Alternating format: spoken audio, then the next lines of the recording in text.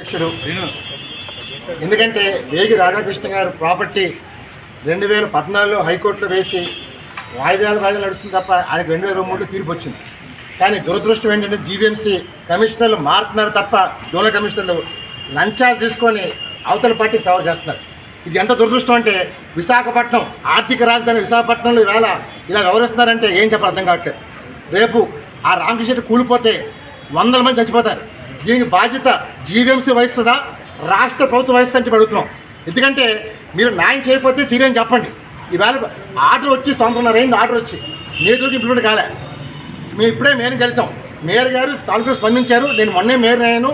రాధాకృష్ణ గారు మీరు నాకు బాగా తెలుసు, మీ ఫ్యామిలీ తెలుసు కాబట్టి నేను డెఫినెట్గా అధికారులు పిలిచి అందరితో మాట్లాడి న్యాయం చేస్తున్నారు.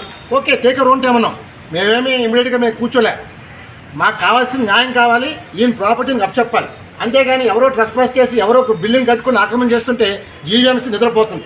అంటే నిద్రపోవడం కాదు, లంచాలు తీసుకొని కొమ్ము కాస్తున్నారు. ఇది పద్ధతి మారాలని చెప్పాం. మరి కొత్తగా కమిషనర్ వచ్చారు కేతం గారు, ఆయన దురదృష్టం గారు లేరు, విజయవాడ వెళ్ళిపోయారంట. మరి ఆయన తీసుకొని పెడదాం అనుకున్నాం. అందువల్ల ఈ కమిషనర్ గారు హయాంలో న్యాయం చేయని చూడుతున్నాం. లేకపోతే విశాఖపట్నం జీవీఎంసీ ఇంత అవినీతిమయం ఉంటే ఎప్పుడు చూడలేదు.